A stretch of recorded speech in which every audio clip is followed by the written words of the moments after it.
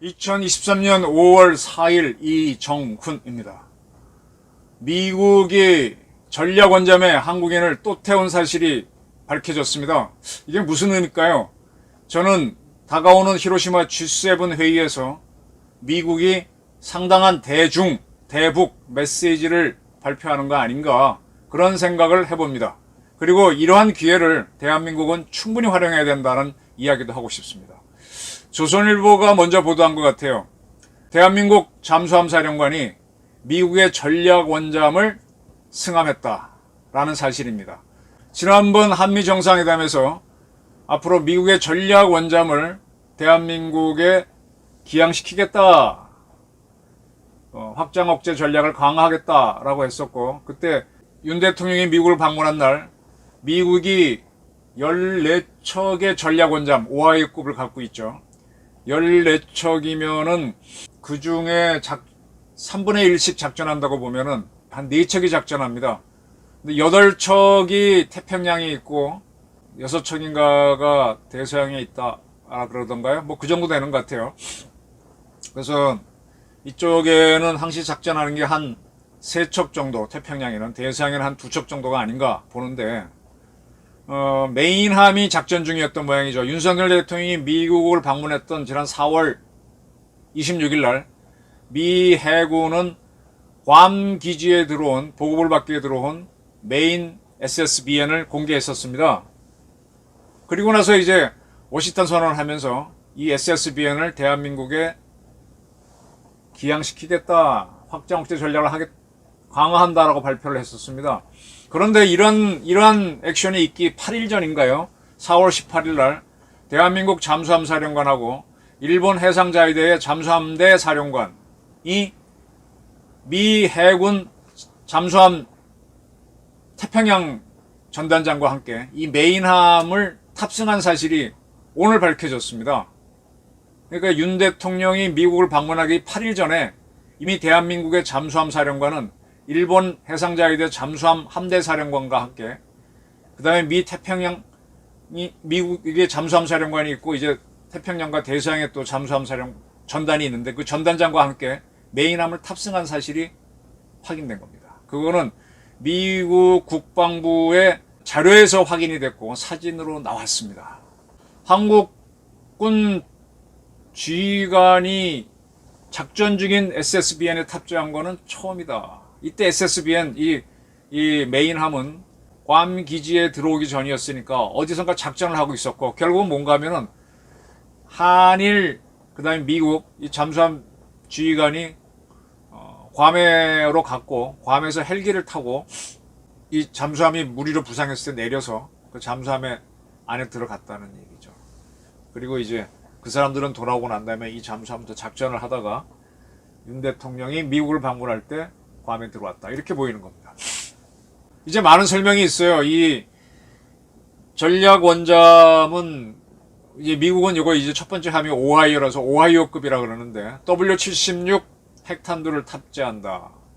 옛날 거에 비하면 많이 이렇게 위력이 떨어진 거예요. 그 대신에 지금 미사일들은 정확하게 날아가니까 더 효과적이죠. 이러한 탄두를 최대 15발인가 12발까지 다탄두를 실을 수 있습니다. 그런데 이러한 다탄두를 실은 트라이던트를 24발 실을 수 있습니다. 그러니까 이 오하이오급 한 척은 최대 한 240, 많으면 한 250, 60개의 표적을 동시에 때릴 수 있다는 거가 되는 거죠. 상당히 미국의 세컨드 스트라이크 이격 능력을 확인해 주는 건데, 이러한 잠수함에 한일 잠수함 최고사령관이 미 태평양 잠수함 최고사령관과 탑승했다. 근데 말입니다. 한 달 전인 3월 22일, 지금 한미정상회담 워싱턴 선언에서 이제 북한이 핵무기를 사용할 경우에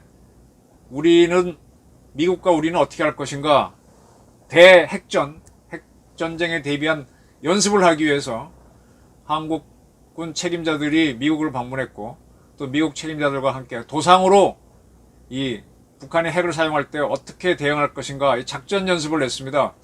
확정 억제 수당 운용 연습을 개최했습니다. 과거에는 주로 미국 애들이 다 해버리고 우리는 구경하는 거였는데 이번에는 공동으로 진행하는 그런 모습이었습니다. 3월 22일 그걸 하기 위해서 한국 대표단이 미국을 방문했었죠. 그래서 이제 미국은 북한이 핵무기를 사용하는 데 확실하다 그럴 때는 어떻게 선제 타격을 하고 선제 타격을 실패하는 경우 날라오는 걸 어떻게 MD로 막는지를 순차적으로 그 이제 시나리오가 있죠. 그걸 보여준 겁니다. 우리가 작전 계획 5027을 미국과 같이 하면서 미국이 어떻게 하는지는 걔네들이 이렇게 이제 전방으로 어떤 자산들을 보내고 뭘 보내고 하기 때문에 거기에 대응 축축축 여기도 하죠. 그러다가 북한이 때리게 임박하다 그러면은 우리 스페셜 포시스 특작 부대를 북한이 집어넣죠. 그리고 북한이 언제 D-Day H아워인지는 우리는 모르죠. 근데 임박했다고 판단되면은 갈기는 거죠. 그런 시나리오들. 그게 이제 미국이 워낙 많은 전쟁을 해보니까 북한이 이 군수물자를 이렇게 보내고 포를 쏘기 위해서 방열하는 게 조짐이 이 정도다 그러면 이제 요거는 내일 모레 작전하는 거니까 우리는 내일 때린다 이런 식으로 있는데 마찬가지로 핵도 북한이 한 핵기지가 어딘지는 나름대로 파악하고 있고 북한 수뇌부가 어떤 짓을 하는지는 대충 알고 있으니까 요런 조짐이 보이면 때린다. 요런 이제 시나리오가 있는데 그거들을 쭉쭉 움직이고 하는 거를 보여준 거죠. 그래서 그렇게 회의를 하고 난 다음에 조지아주가 어딘가 하면요. 미국에 가게 되면은 미국 서부, 동부에 뉴욕부터 쭉 내려가면 남쪽으로 내려가면 멕시코 많이 있죠. 거기 툭 튀어나온 반도가 플로리다 반도는 다 아시죠? 플로리다 반도 바로 위에 있는 주가 조지아주입니다. 조지아주에 미 해군 잠수함 기지가 있어요. 킹스베이라고 하는 잠수함 기지인데 거기에 이 도상 연습을 하러 갔던 우리 대표단이 방문을 했습니다. 그런데 미국 측은 거기에 기항에 있던 이 바로 오하이오급 메인함하고 같은 거죠. 대서양을 담당하는 거죠. 웨스트 버지니아 기항에 있던 작전 중은 아니지만 들어와 있던 웨스트 버지니아 함을 방문하게 했고 그 안에도 들어가서 볼 수 있게 해줬습니다. 한국인이 미국의 전략 원잠을 탄 거는 이것이 처음일 겁니다. 아까 이제 한국 잠수함 사령관은 작전 중인 SSBN을 탑승한 거고 기함에 있는 거는 3월 달에 이미 보고 왔습니다. 그럼 미국이 왜 이렇게 하느냐? 일본하고는 또 어떻게 했는지 요거는 모르겠어요. 근데 이번에 4월 18일에는 한일 잠수함 책임자를 불러서 작전 중인 메인함을 공개했습니다.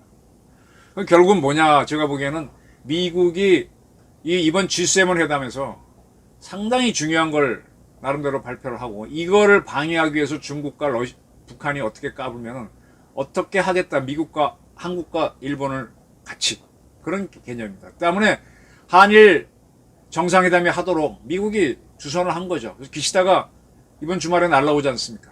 G7 회담에서 한일 정상회담 다음에 G7 회담에서 상당히 의미 있는 게 나옵니다. 이걸 깨기 위해서 전용기 그 젊은 민주당의 국회의원 독도를 가고 한일을 이간시키기 위해서 별짓을 다 하는데 한미일 공조 쉽게 깨지지 않습니다. 미국이 확 밀어붙이면은 굉장히 강력합니다.